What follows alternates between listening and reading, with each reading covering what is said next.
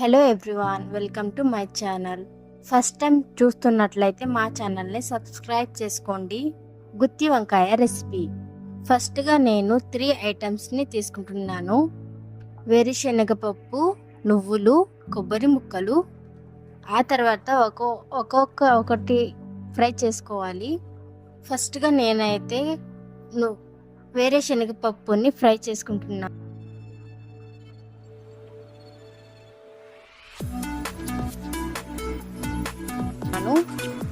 ఆ తర్వాత కొబ్బరి ముక్కల్ని ఫ్రై చేసుకోవాలి. ఇంకా మిగిలిన నువ్వుల్ని ఫ్రై చేసుకోవాలి. ఆ తర్వాత మిక్సీ జార్లోకి పట్టాలి. ఆ తర్వాత ఇలా బాగా పొడిగా వస్తేనే మాకు చాలా బాగా టేస్ట్గా వస్తుందన్నమాట. ఆ తర్వాత చింతపండుని గుజ్జు వచ్చేంత వరకు మెత్తగా చేసుకుని పెట్టుకోవాలి. ఆ తర్వాత ఒక బౌల్లో నేను వేసుకున్న ఆ పౌడర్ని వేసుకుంటున్నాను. ఇలా పౌడర్ని వేసుకున్న తర్వాత రుచికి తగ్గట్టుగా కారం పౌడర్ వేసుకోవాలి.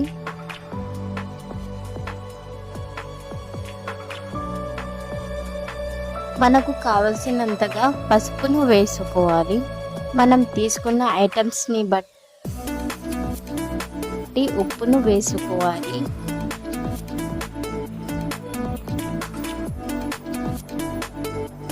టేస్ట్కి తగ్గట్టుగా అల్లం పేస్ట్ను వేసుకోవాలి. ధనియాల పొడి లేకపోతే దిల్జార్ మసాలాను తీసుకోవాలి.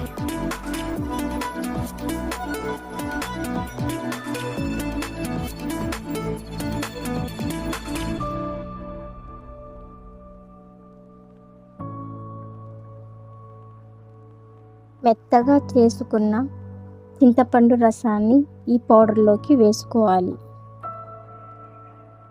అన్ని మసాలాను బాగా కలుపుకోవాలి. వంకాయల్ని కోసుకొని ఇలా నీళ్ళలో నానబెట్టుకోవాలి. దాంట్లో కూడా వేసుకోవచ్చు. ఆ తర్వాత వంకాయలోకి మసాలాను పెట్టుకోవాలి. ఇలా మసాలాను పెట్టుకుంటే చాలా టేస్ట్ వస్తుంది.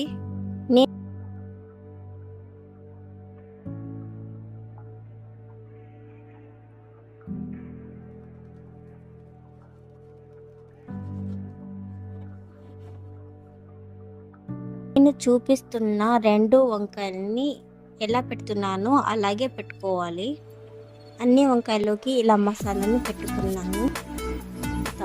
3 టేబుల్ స్పూన్ ఆయిల్ని వేసుకున్నాను.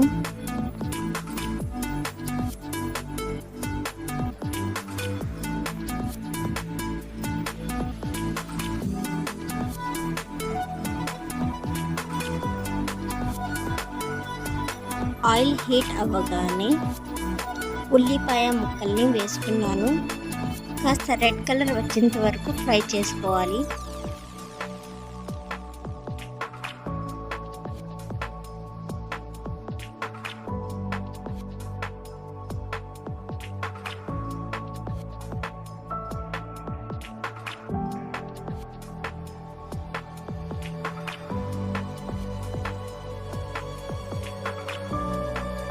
రెడ్ కలర్ వచ్చేసిందండి మనకు.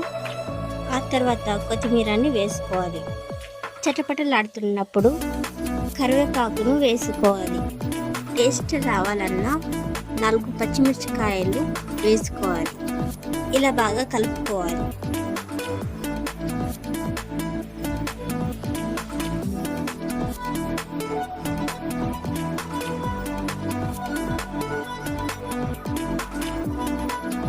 ఇలా ఒక్కొక్క వంకాయల్ని వేసుకోవాలి. ఇలా కాస్త మరి కలుపుకోవాలి.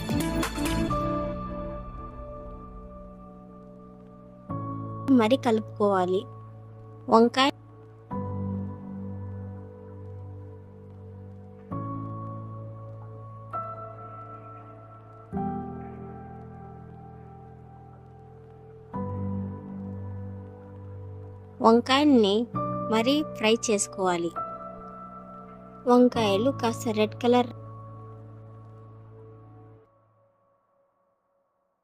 రాగానే టమాటో ముక్కల్ని వేసుకోవాలి. ఇలా బాగా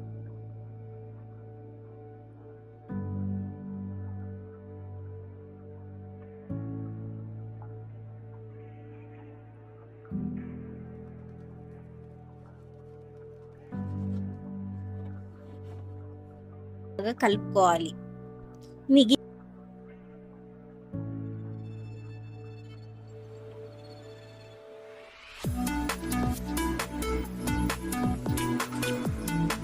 మసాలాను చింతపండు రసం కలుపుకొని గుత్తి వంకాయ కూరలోకి వేసుకోవాలి.